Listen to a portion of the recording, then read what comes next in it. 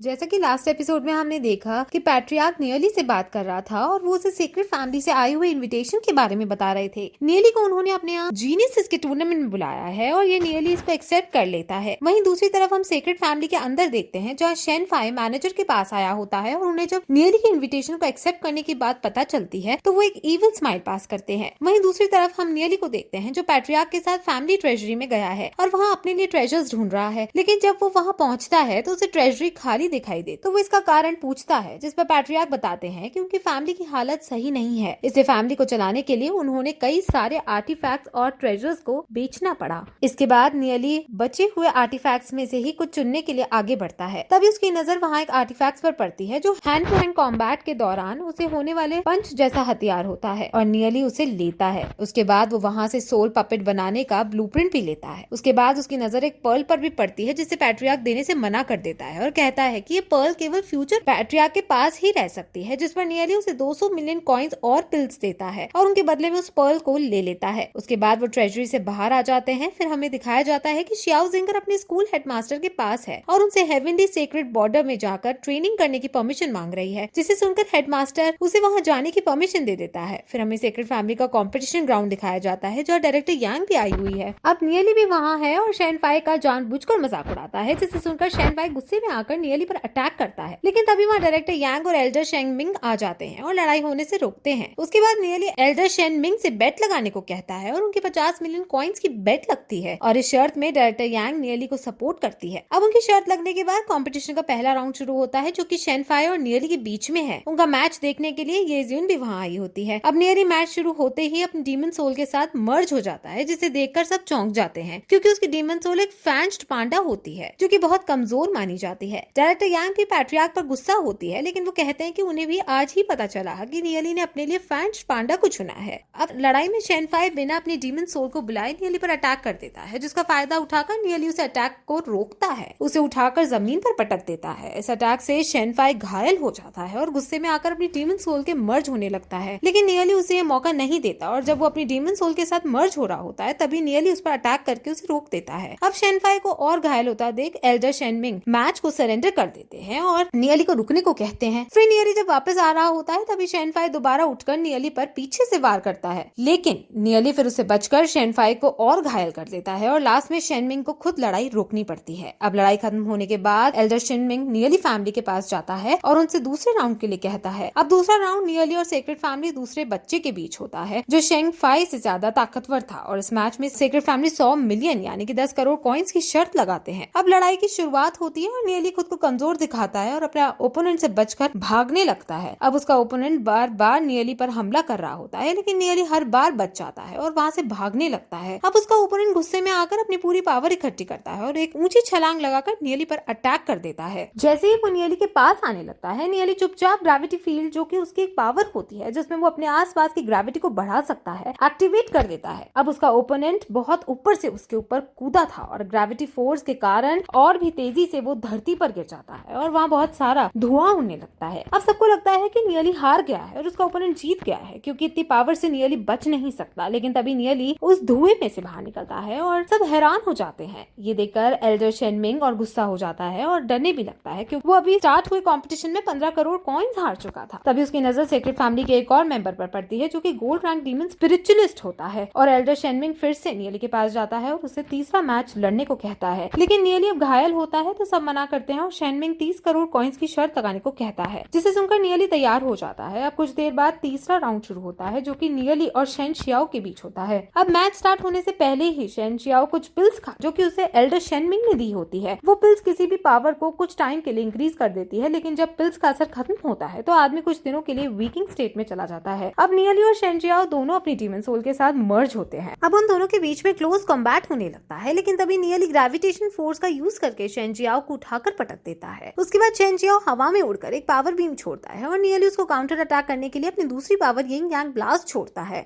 अब दोनों की पावर टकराती है, दोनों ही की पावर खत्म हो जाती है। अब शेन शियाओ को गुस्सा आ जाता है और वो अपनी अल्टीमेट टेक्निक यूज करता है जिसमें धरती के अंदर से बहुत सारे पिलर्स निकलने लगते हैं। लेकिन नियली उन सभी से बचता हुआ वहाँ से निकल जाता है। तभी नियली उन पिलर्स की सहायता लेकर ऊपर जाता है और शेनजियाओ के पीछे पहुंच जाता है और उस पर अटैक कर देता है। और जब शेनजियाओ नीचे गिर जाता है तो नियली शेनजियाओ के ऊपर बहुत बड़ा यिंग यांग ब्लास्ट छोड़ता है और मैच यहीं खत्म हो जाता है। इस मैच में भी नियली ही जीतता है और ये देखकर एल्डर शिनमैग वहीं गिर जाता है क्योंकि वो आज ही आज में 45 करोड़ कॉइन्स हार चुका था। अब मैच खत्म होने के बाद ये जियून वहां से जाने लगती है, तभी नियली उसके आगे आ जाता है जिससे जियून चौंक जाती है। उसके बाद नियली ये जियून को डीमन सोल देता है जो उसे नाइट में डीमन पॉट से रिफाइन की होती है। उस डीमन सोल को देखकर जियून चौंक जाती है क्योंकि वो एक ह्यूमन शेप डीमन सोल होती है जो कि बहुत ही रेयर है और नियली ने वो सोल खुद ना रखकर जियून के लिए बचाई होती है, जबकि नियली खुद फैंच्ड पांडा के साथ मर्ज हुए होता है। अब वो नियली से इस बारे में पूछती है तो नियली कहता है कि वो जियून को पसंद करता है इसलिए उसने ऐसा किया है और ऐसा कहकर फिर से जियून के साथ फ्लर्ट करने लगता है। अब आज के मैच की सारी जानकारी सिटी लॉर्ड के पास भी पहुंच जाती है और सिटी लॉर्ड नियली और उसकी बहन को अपने यहाँ रहने बुलाता है। सिटी लॉर्ड उन्हें अपने यहाँ इसलिए बुलाता है क्योंकि नियली ने सीक्रेट फैमिली से 45 करोड़ कॉइन्स जीते हैं और उनकी बेइज्जती भी हुई और सीक्रेट फैमिली इसका बदला जरूर लेगी और सिटी लॉर्ड नियली जैसे जीनियस को खोना नहीं चाहती,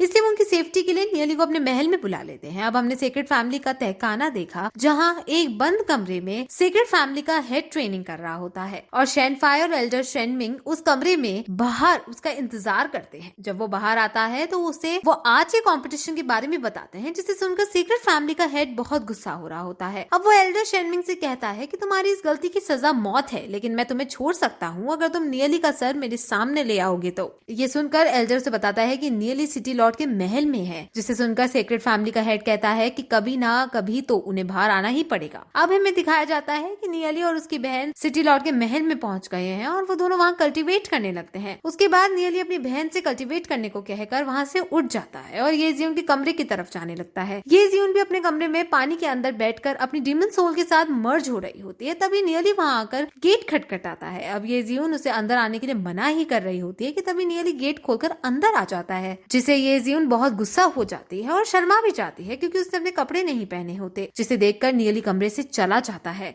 अब थोड़ी देर बाद जियून फिर गुस्से में कमरे से बाहर आती है तो नियली कहता है कि मैंने गलती से गेट खोल दिया था और हिसाब बराबर करने के लिए वो अपनी शर्ट उतार देता है। लेकिन जैसे ही नियली अपनी शर्ट उतारता है तभी सिटी लॉर्ड यानी कि ये जियून के पापा वहां आ जाते हैं।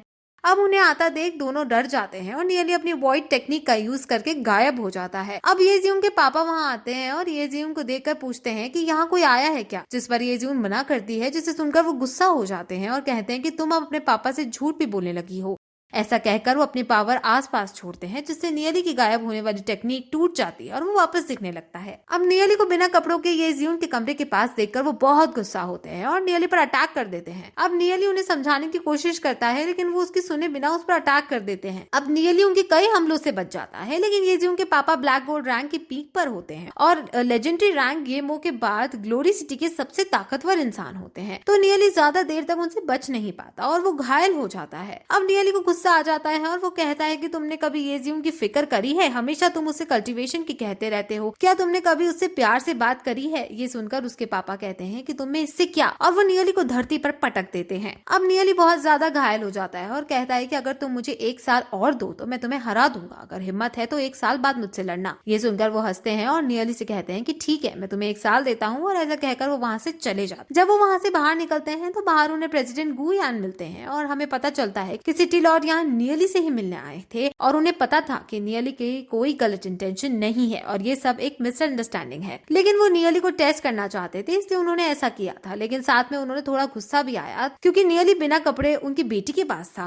अब ये सब होने के बाद ये जियून उसे अपने कमरे से भगा देती है। अब नियली अपने कमरे में चला जाता है और तब वहाँ उसके बाकी दोस्त भी आ जाते हैं। अब वो नियली के लिए चिंता करते हैं कि कहीं सीक्रेट फैमिली उसे बदला लेने के लिए कुछ कर ना दे, जिस पर नियली उन्हें चिंता ना करने को कहता है और फिर उन्हें डीमन सोल्स देता है जो उसने खुद रिफाइन की होती है और वो सारी गॉड लेवल ग्रोथ की होती है, जिसका मतलब होता है कि वो अपने यूजर के साथ ही ग्रो होंगे और ताकतवर होती जाएंगी। अब वो सब बैठकर बातें कर रहे होते हैं और वो नियली को बताते हैं कि Xiao Jinger heavenly secret border में ट्रेनिंग के लिए चली गई है, जिसे सुनकर नियली थोड़ा चिंतित होता है और वो खुद भी वहां जाने के लिए कहता है, जिस पर उसके दोस्त कहते हैं कि क्या तुम बाहर गए तो सेक्रेट फैमिली और डार्क गिल्ड के लोग तुम्हारे पीछे पड़ जाएंगे। फिर नियली कहता है कि वो उसे पहचान भी नहीं पाएंगे और ऐसा कहकर वो अपना बहस बदल देता है और फिर वो वो सब वहां से निकल जाते हैं। फिर हमें स्कूल दिखाया जाता है जहाँ एक टीचर वाइस डायरेक्टर को बताता है कि शियाओ जिंगर अभी तक बाहर नहीं आई, जिसे सुनकर वो सब चिंतित होते हैं। लेकिन तभी नियली वहां आ जाता है, लेकिन उसने अपना भेस बदला होता है तो कोई उसे पहचान नहीं पाता और वो भी सीक्रेट बॉर्डर में जाने के लिए कहता है, जिसपे वाइस डायरेक्टर तैयार हो जाते हैं और उसे वहां से ले जाते हैं। अब नियली भी हेवनली सीक्रेट बॉर्डर के अंदर एंटर होता है, लेकिन जैसे ही वो उसके अंदर एंटर होता है तो उसका सर चकराने लगता है और उसके सर में भी दर्द होने लगता है। तभी वो धरती के अंदर चला जाता है और दूसरी जगह पहुंचता है। उसे वहां बहुत सारे इल्यूशंस दिखते हैं और बहुत सारी पावर यूज करके सोल रीम में घुसने लगते हैं, जिसे वो एब्सॉर्ब नहीं कर पाता। फिर वो यहाँ से निकलने के लिए और पावर को एब्सॉर्ब करने के लिए मेडिटेशन में बैठता है कि तभी वहाँ किसी की आवाज सुनाई देती है और एक बूढ़े आदमी की आत्मा वहाँ आती है। और इसी के साथ ये एपिसोड यहीं खत्म हो जाता है।